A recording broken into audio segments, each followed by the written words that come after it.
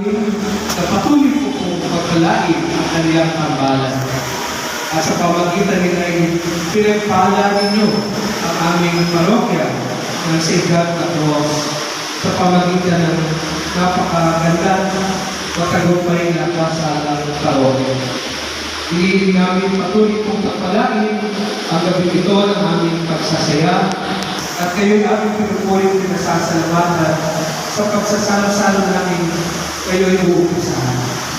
Kapatid, let us all pray together the prayer for you. Bless us, O Lord, and this thy gifts, which we are about to receive from thy bounty through Christ our Lord.